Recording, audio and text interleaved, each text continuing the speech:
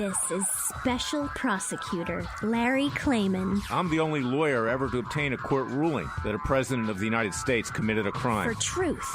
For competition. As a young lawyer, I helped break up AT&T. That's why you have all your cell phones today. For sovereignty. For the Republic. I'm the guy who at Judicial Watch, which I founded, uncovered the Chinagate scandal. Millions of dollars going to the Clinton campaign, corrupting our political system. For the privacy of citizens. And I'm the only guy to have enjoined the National Security Agency from mass surveillance on hundreds of millions of Americans. Tearing it up. I'm the son of meatpackers in Philadelphia, Pennsylvania. I know how to slice and dice. Bringing it back. We're going to take this country apart and put it back together again in the way envisioned by our founding fathers. It's not just talk. We're not just regurgitating news stories. Larry Klayman, special prosecutor, is making the news. And now, here's Larry. Welcome to this week's edition of Special Prosecutor with Larry Klayman. A lot to talk about. I have a special guest coming on today, Charles Butler of Red State Radio, a show called Reality Check. He's an African-American, he's conservative, and he's very well-spoken and outspoken, and that's very important. He has a lot of things to say, and I want to mix it up with him because he does know how to mix it up. But talk about mixing it up, we're in the midst of this election challenge by the Republican Party. The crowd that can't shoot straight. In fact, the crowd that doesn't really shoot at all.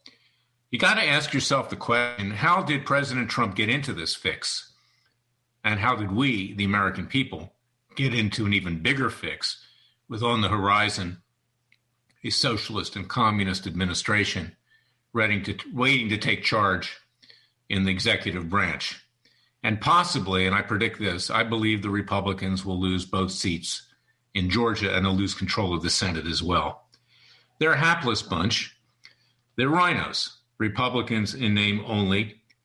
They were outsmarted by an evil Democrat Party that outmaneuvered them with regard to paper ballots, with regard to covering up the massive fraud. And do not expect, as I write in my book, It Takes a Revolution, for the courts to unwind the fraud that occurred. In the last few days, there's been little progress in Georgia. There will be a recount. Perhaps the president will win that with the recount, I hope. And in Pennsylvania, that may even make its way to the Supreme Court, but not in terms of unmasking massive voter fraud, more on the issue of whether or not you could count ballots 3 days after the election. And in fact, now we know it's even 9 days after the election. But the president needs to run the table, not just in Georgia, but in Pennsylvania, in Arizona, in Nevada, and in other states. It's virtually impossible given the way judges are, establishment hacks by and large. As I write in my book, It Takes a Revolution, Forget the Scandal Industry. You can get it at Amazon.com. The biggest threat to our democracy, our republic, and our vision, our continued hope-for vision of our founding fathers as a free nation, as Thomas Jefferson predicted they would become despots and tyrants because they're unelected, unaccountable to the people. So we have to plan for the future. We hope for the best, but we have to prepare for the worst. And that means waging a peaceful and legal revolution. And that's why I want you to get the book. I want you to read the Declaration of Independence first, as I've said this week during my podcasts. You know, and I'm just paraphrasing the Declaration. It's perhaps the most beautiful document ever written. You know, I love the Bible, and it's something that you live by, but the Bible's not even as moving as the Declaration of Independence. And of course, the Declaration of Independence was written with the grace of God. I mean, these were enlightened people who were doing God's will, and they made reference to the Judeo-Christian God. I might add not Allah, but Yahweh and Yeshua, his son. And they really laid it out, is that when the bonds of government, so-called government, are broken from the people, we, the people, have a God-given right to abolish that government and to form a new government by and for the people. I'm just paraphrasing. Read it. It's much more eloquent than that. And who was it that wrote the first draft and many drafts of the Declaration of Independence? Thomas Jefferson. And as I say in my book, I dedicate my book, It Takes a Revolution, Forget the Scandal Industry, to Thomas Jefferson. He believed that federal judges who would be unelected on Article 3, he opposed this in the Constitution, when he was over in France as our ambassador and of course, he was an architect of the French Revolution as well. He sent back word that he would not allow that if it was him making the decision totally. He sent word to the Continental Congress, do not enact Article 3, because judges are no more honest than any other men in society. And given the fact that they would not be elected by we the people, he predicted they would ultimately become despots and tyrants, and it would force us to wage a revolution every 20 years or so, during which time we'd have to shed the blood of patriots yet again. And then he added, what's a few thousand dead to refresh the tree of liberty? Now, Thomas Jefferson did not want violence. He did not want another revolution, but he was predicting what was likely to happen. And because as things have evolved over time, as I detail in our book, in my book, it's also your book. That's why I say ours. It's the book of the people. This is my experience in 43 years of being in the trenches of the deep state in Washington, D.C., being a lawyer fighting against it. A deep state on both political parties, of both political persuasions, which further their own interests, which are more powerful than the President of the United States, which subvert that. And we can see how they attempted to destroy and virtually have destroyed President Trump, who's hanging by a thread as the 46th President of the United States, unlikely to happen because of judges that will not enforce the rule of law, who are bought and paid for by special interests, labor unions, corporations, and other groups. They're yes men on the bench, much like the yes men of King George III, which caused us to declare independence and fight a revolution, is that's the fix that we're in. And of course, you have Congress. They're not doing anything. They're a bunch of clowns, court jesters, and criminals who basically enrich themselves at the expense of the American people. And then, of course, the federal judges who are bought and paid for by the establishments of both political parties. And we know that just in the last week and a half, since the elections on November 3rd, that many Republicans have come forward to stick the knife in the back of the president, et tu Brutus, just like Caesar, trying to take him down so they can assert control over a bankrupt, worthless, and frankly, criminally minded Republican establishment. Now, in terms of what's going on in Georgia, the Democrats are obviously going to be pouring money in there, and they're going to be saying that unless you elect 2 Georgia senators, we can't impose our socialistic communist view, this radical leftist view on this country, because a Republican-controlled Senate will slow that down. They won't stop it, but they'll slow it down. And you can expect that all these same paper ballots are going to be out there, all the same election fraud. And as I always say, ask yourself this question. And it was asked by Maria Bartolomeo, one of the few conservatives left on Fox News. Fox News has turned left. Fox News is dead. The Wicked Witch is dead. They've been two-faced. They've been underhanded. They undercut the president, making phony calls in Arizona in terms of other things that have been going on there, proclaiming Joe Biden the 46th president of the United States while the election has not even been certified yet, while at the same time talking out of both sides of its mouth, elevating Chris Wallace to be the voice of Fox News, who is of the Jewish left. You know, I'm Jewish, and I wrote a column this week. I want you to read it about the destructive nature of the Jewish left and how Jews need to oppose them. And of course, Marx is the poster boy of the Jewish left, Karl Marx and communism. But most Jews are not like that. Overwhelming majority are not like that. And these people are not even Jews, because if they did, they would believe in the rule of law, ethics, and the 10 Commandments, and they clearly don't. That being said, is that I think the Republicans will blow it again. And Maria Bartolomeo asked Rudy Giuliani last Sunday, why did you get caught flat-footed? Why weren't you in court getting declaratory judgments? That's what she meant with regard to this massive election fraud and all these paper ballots. It's too little, too late. The dynamics are already in place. Nearly every world leader, with the exception, ironically, of Vladimir Putin and the president of Mexico and a few others, have recognized Joe Biden. They've been very clever. No one said the devil is not smart. The Democratic Party has been inhabited by the devil, just as Islam has been inhabited by the devil. And of course, we see who has prominent voices in the Democrat Party today. Ilham Omar, Rashida Tlaib, and others. They support the Palestinians over our Judeo-Christian heritage and the country of Israel. And the Jewish left, they're part of it. They hate Israel as well as they hate themselves. And you can see that they're now poised to take control. Bernie Sanders, a self-hating Jew who hid his real last name, it's certainly not Sanders, I believe his father did that, wants to be Secretary of Labor. This is somebody that wanted to take his honeymoon in Moscow. This is someone who embraced Rashida Tlaib and Ilham Omar in the last election and who was very, very vehemently critical, if not destructive, of the state of Israel. So this is what we're up against. And, you know, the thing that I fight with the Jewish left, you see, and I'm a proud Jew, I'm a Christian, I believe in Jesus. They hate the fact that I believe in Jesus, but they're not religious at all, so that's not really their shtick, so to speak, as we say in Yiddish.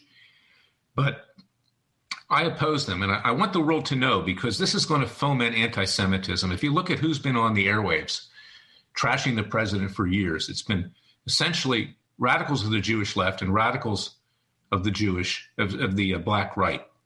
Okay, and you can look at CNN and see the mix over there. And LGBTQs who hate the president think he's anti-gay. He's actually not. But this is what we're dealing with, and these people are taking control of this country.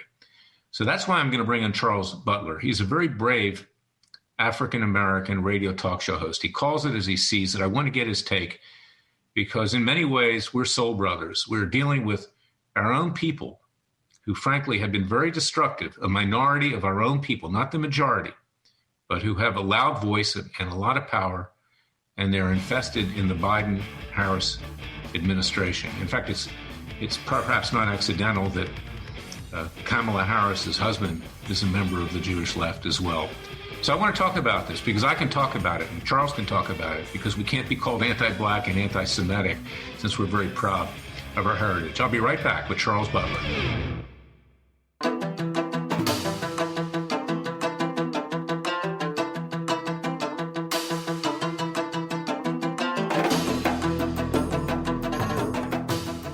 Fearless. He's claiming he's crazy, he's racist, he's out to kill the Democrats. Dangerous. You don't care, he uses the court and the law. Lethal. This is bad. Special Prosecutor Very bad. Larry Klayman. If you'd like to support Freedom Watch and this radio show, go to freedomwatchusa.org.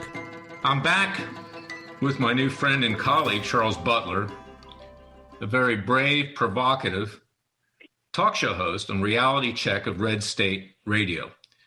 Charles is my soul brother. He understands what's going on in the African-American left. I understand what's going on in the Jewish American left, both very destructive, not just to President Trump, but of the country as a whole. They do not represent African Americans. They don't represent the Jewish people.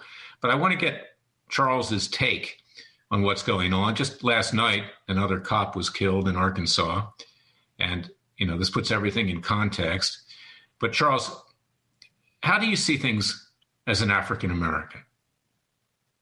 Well, Larry, you know that I don't like the term African American. I've never liked the term, nor have I been comfortable with the term. I'm a Black American.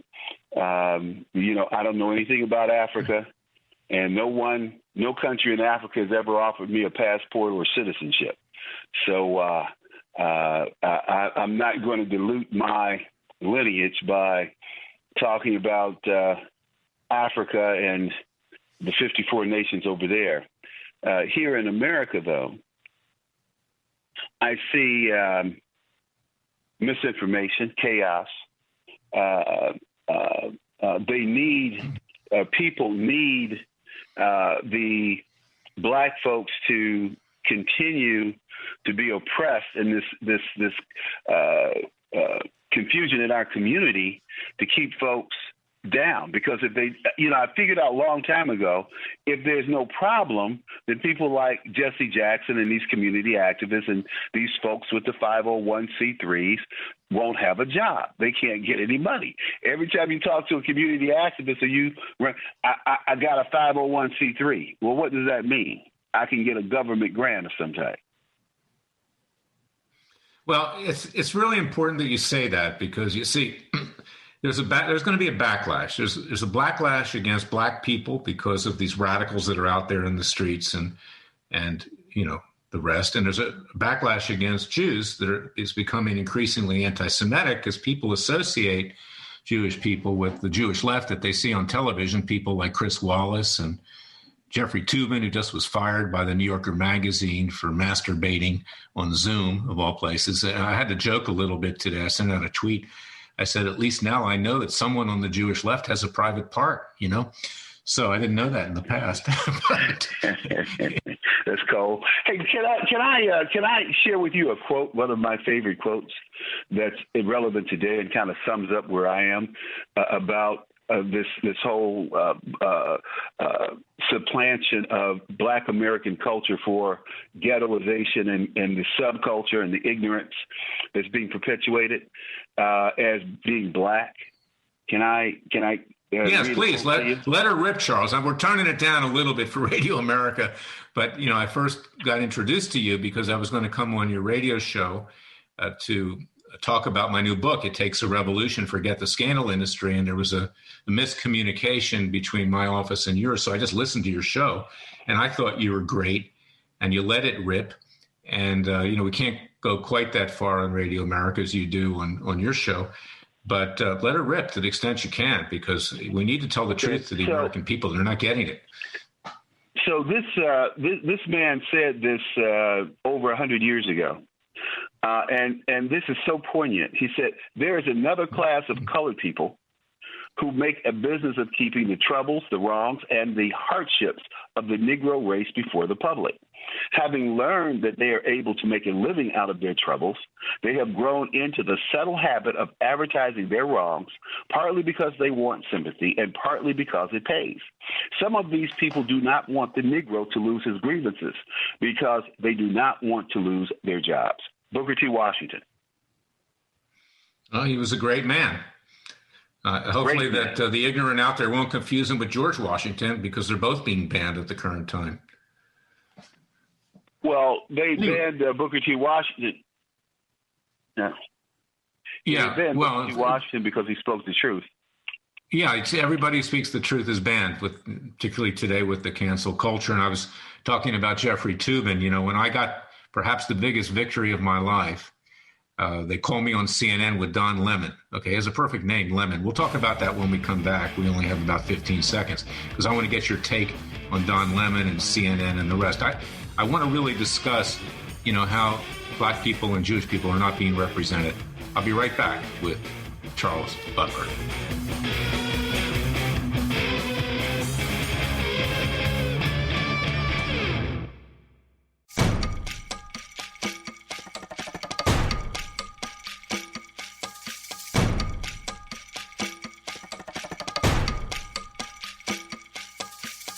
And now, 4 words that make corrupt politicians make wee-wee in their little pants. Transparency and the rule of law will be the touchstones of this presidency. But we have to pass the bill so that you can find out what is in it. Special Prosecutor Larry Klayman. Be the one who makes our country great again. Go to freedomwatchusa.org and donate.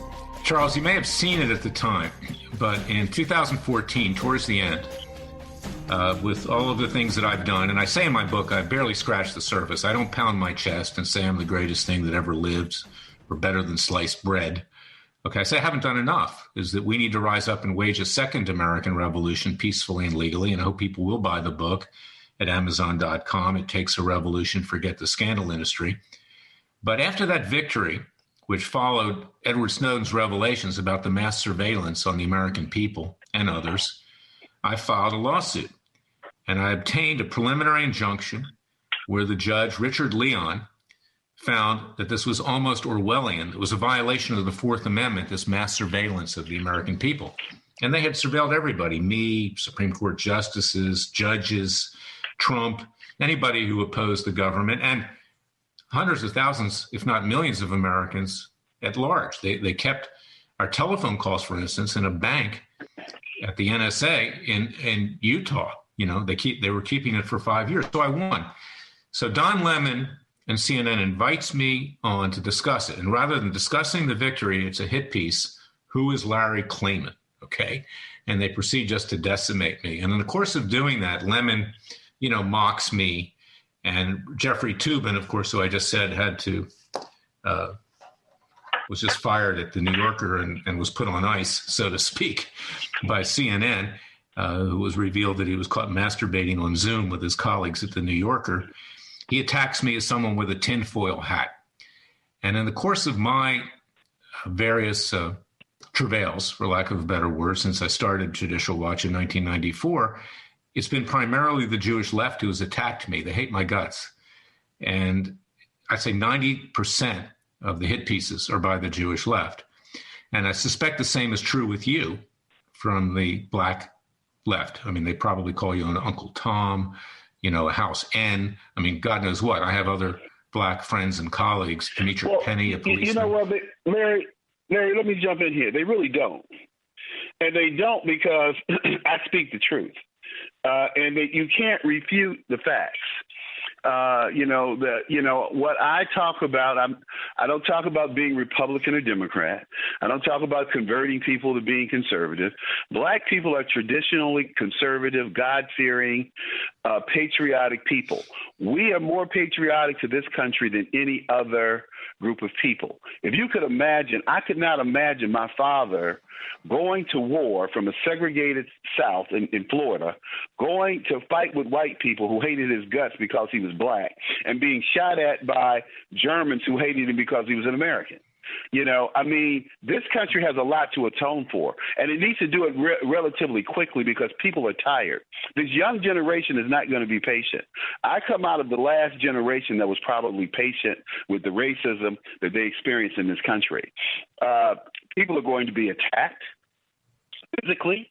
I have always thought that with the civil rights movement that we would have seen more movement on the legal front in terms of lawsuits being fought on employment discrimination. Yeah, we get hired into these companies. They'd hire us only to fire us. They'd hire us only to push us in a corner and say, well, yeah, I got a black in my firm, but you're never in the game. You were never part of the company or the system or the group. These black leaders they were bought and paid for back in 1963.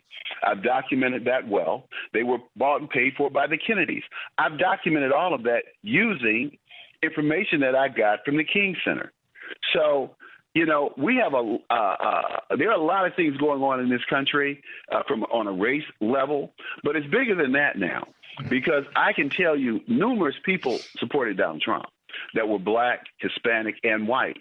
I don't have any idea how Joe Biden won because I never ran into anybody who was pro-Biden, except for a couple of morons in my barbershop who, again, we were in the barbershop, right? Barbershop talk, morons, get it. Dude, this country loves Donald Trump. I've never heard people say they love a presidential candidate. Like, I love Donald Trump. I do. I admit that. I love everything that he's done. I don't support the NFL stuff that he's talking about because it's totally off base. But this country was saved by Donald Trump. If Biden prevails, we're going to endure 4 years and get on down the road. And hopefully we'll have someone come into that office that's a business person that's not bought and paid for, but that's hard to find. Well, let me say this, Charles. I respect what you're saying. I differ with you slightly, and I'm not going to get into it because people know where I stand. In terms of for equality. I mean, I was the guy that represented the postal workers after 9/11 who were anthraxed, who died. The families, I represented them. In Washington, D.C., when no one else would step in to help them. I'm the guy who represents Demetric Penny, who was attacked in Dallas by Black Lives Matter, and Farrakhan's guy, his disciple, Micah Johnson, who killed the 5 cops. I have a foreword to my book written by Alan Keyes. Okay, I'm friends with Armstrong Williams. I have many black colleagues, okay, and I respect them. Right. And I think the black conservatives like you are more courageous than the whites who run for the exits and, get down in a crouch position begging for forgiveness. But, you have obviously been attacked by people on the black left for your support of Trump. I'm sure that you've been attacked by that in the media. Well, I always refute that because Trump's not a racist. I point out clearly examples of Joe Biden being a racist. People try to point to Charlottesville as a Trump racist issue. No, there were good people on both sides. There were people who were not white supremacists walking to support, Robert E. Lee and the statute. Okay, good. They have a right to do that. I don't begrudge those people, but those white protesters attacked those people. Larry, I grew up during the anti-war movement, the anti-war movement in Vietnam, and I saw white kids constantly attack, and I do mean attack, the police officers, throwing rocks and bricks, and nobody was shot and killed except at Kent State. Kent State, I guess they had another shooting somewhere, Jackson State, which is a black school. But primarily, when these anti-war protests took place, they were violent, physically violent protests. Black people were marching in the street singing, "We shall overcome," and "Jesus help me, oh Lord," and they were being shot and beaten, senseless, and it was horrible, horrible. They didn't do that to the white kids.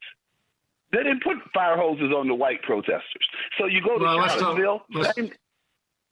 Let's talk about the whites, Charles. Okay, I believe that radical blacks that are out there right now are being manipulated by radical whites. Okay, to some extent, and these are communists, these are socialists. They're going to whip up hate in every radical segment of every minority. And what concerns me, and this is what my column is about this week, is that it's going to generate more anti-Semitism and more anti-black sentiment. Because the reality is, and you're absolutely right, and that's why you're the host of Reality Check, is that most black people, the overwhelming majority, are God-fearing, they're good people, and they love this country. Just like my grandparents who came from the Ukraine, Poland, and Lithuania love this country more than most people who were born here. They appreciate it. And we need to speak out for our own people, because there's some really bad eggs in both of our, peoples that need to be addressed. Because I don't want people to get the wrong impression. Yeah. Well, like Farrakhan, you can't, like Farrakhan. He's, this guy is evil. He's totally evil. And yet he gets a free pass on Twitter and every place else when other people are being cut off and can't even speak. Well, that's true, but they need people like that so they can keep the angst up. They can keep the animosity up. Do you really think that black people want the police to be defunded in their communities? Let me just cite a statistic to you real quick, and you can find this at the Bureau of Statistics. Black men in America constitute roughly 8% of the population. They commit 35% of the homicides. They are 52% of the victims of homicide. So let's just say that 8%, 1% are criminals, or 2% are criminals. They're killing a lot of damn people, dude. They are, and that's the tragedy of the whole thing. And of course, Obama wouldn't address it. Biden wouldn't address it. Talk about a racist. Biden, who mocked the appearance of black people by saying that Obama looked respectable. Unbelievable. Okay, notwithstanding all the other racist remarks. He was commenting about Sharpton, who was the antithesis. Sharpton, they tell me, was stinking. His suit stunk. He stunk. So.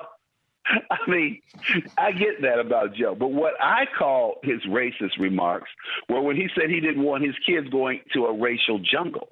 When he, like other white liberals in upper Manhattan, don't want black children at their schools. Now, I could understand not wanting these black children at your schools.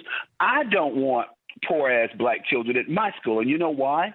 Because it's a class issue. These people who are poor, who are ignorant, who come from these ghetto-ass mamas who have 5 babies and 4 different fathers for their children, these kids come to with your kids, and they're talking about sex, and they're talking about drugs, and they're talking about all kind of things that you don't want your child exposed to at that particular time.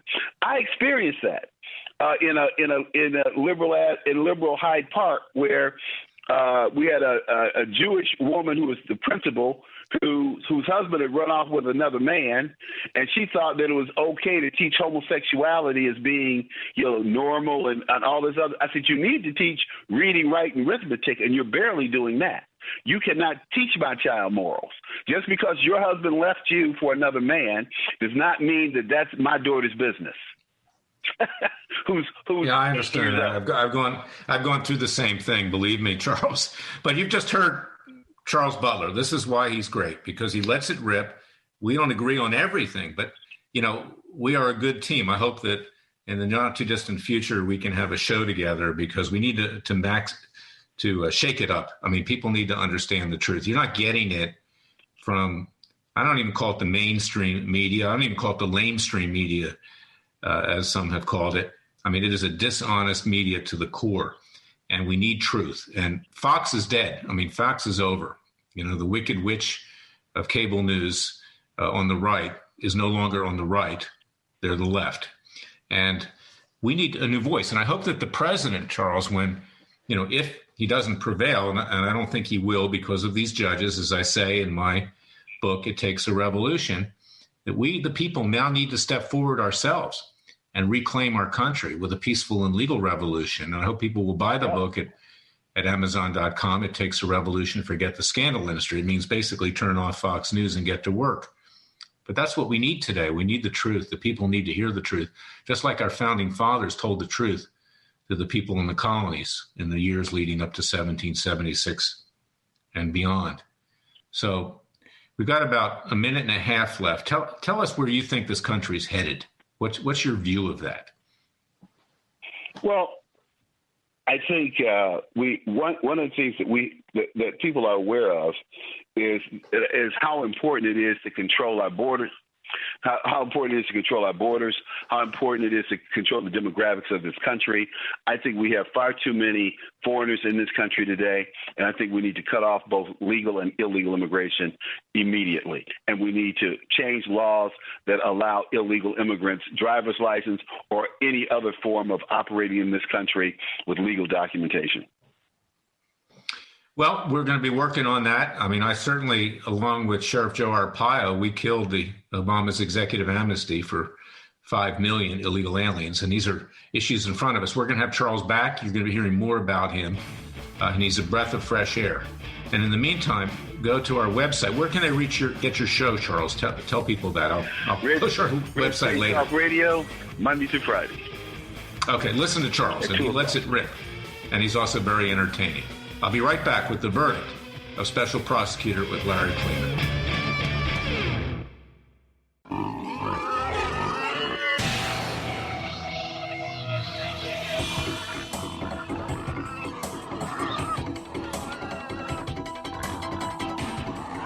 Before he was a trial lawyer, he sliced him and diced him. People used to ask me, Larry, what caused you to start Judicial Watch and now Freedom Watch, given the powerful forces in this country that put you at risk? In a meat packing plant. I'm the son of meat packers in Philadelphia, Pennsylvania. I know how to slice and dice. A very special prosecutor, Larry Klayman. Now the verdict. The power lies with the people. And that was the case in 1776. It's the case now. We wish the president well. By the grace of God, it'll take a Hail Mary for him to be declared the winner, but perhaps God has his own plan. If Donald Trump loses, it's because God wants us to rise up. He only has one son, Yeshua to Jews, Jesus to Jews and Christians. It's the same God for all of us. And this is a warning that the United States has to shroud itself in his divine grace. And that we, the people, just like Jesus took on the Romans and took on the high priests, we now must take on a very corrupt government. And we can do it peacefully and legally, just like Jesus did. Of course, he died for our sins. And we're going to have to make sacrifice too. I remember when Jesus came to me the first time, he said to me, Larry, clear out your head. I was going through a difficult period. You're working for me now. These were the thoughts that I got. It was after I almost got into a fatal crash coming home from work one day when a corrupt federal judge by the name of Colleen Collard-Catelli had made a ruling that was totally dishonest against one of my clients. I had it. And I was saying to myself as I was driving, I actually had a concussion. I said, you're not Jesus, but you're a revolutionary. And Jesus stood up to the Romans and he stood up to the high priests. And of course, they tried to take him out, but they didn't take him out. He lives on forever and he is with us. But then I felt it. It came back to me. It was 45 seconds of him talking to me. He had come to me earlier once when I was in church in Washington, D.C., when I was fighting the Clintons. And he said, Larry, you can accept me. I do exist. And for a Jew to hear that, that's very important. And I became a Jewish Christian. But then he was talking to me again and he said, Larry, clear your mind out. Get it all out. You're working for me now. You will pay a price. I pay a price. I paid a price. Of course, you can't equate me with Jesus. But he said, I'm with you. And ever since then, I've had a clear head. I feel like his hand and the Father's hand is on my shoulder. I look to them for divine guidance. I may not always do the right thing. I may not totally understand the message, but I'm doing it because I think it's the right thing. And you, the American people, need to do the same thing, is that the Father and the Son are with us, and that Donald Trump may be a thing of the past, a person of the past. Maybe he'll go on and start a network or whatever. And we now have an evil duo of Joe Biden, who's brain dead, who one day, either because of his health or because somebody gives him something, will not be waking up in the not too distant future, God forbid. And then we're going to have Kamala Harris, an evil witch, someone who has no views, someone who is a socialist at best, a communist at worst, and someone who, frankly, is not equipped to be president of the United States. And given all the people that they're going to bring into that administration, people like Bernie Sanders, who wants to be Secretary of Labor, or Elizabeth Warren, who wants to be Secretary of the Treasury. Can you imagine an ultra-leftist Secretary of the Treasury? Every cretin from every walk of life will be part of this administration. Socialists, communists, radicals of all sorts. Our government will have broken away totally from the American people. And we, the American people, have to stand up to the tyranny of the high priests and the Romans. And we have God on our side. We have Jesus on our side, who is God, the Son of God, and the Father. And we must remember that always. So I am not professing to be anything near Jesus Christ. Far from it. I'm just a servant. But I do want you to read the Declaration of Independence again. They were enlightened by the Father and the Son. And I want you to read my book, and you can decide whether I'm enlightened as well. Because it's very important that we educate the American people. We not be afraid. Our founding fathers pledged their lives, their fortunes, and their sacred honor. In fact, they risked their lives to form a new nation. And we owe it to them, we owe it to ourselves, and we owe it to God to fight back, we the people. So go out and get my book and read it. It takes a revolution. Forget the scandal industry. Let me know what you think. So far, everybody's read it. Gives it 5 stars on Amazon and other booksellers. I want to thank you for listening to me. I want you to thank you for listening to Charles Butler. Check out his show. You can find it on the internet. The Reality Check on Red State Radio. And I'll be back next week with another edition of Special Prosecutor with Larry Klayman. Until then, remember that God and his Son are with us. Stay safe. And thank you for listening to me.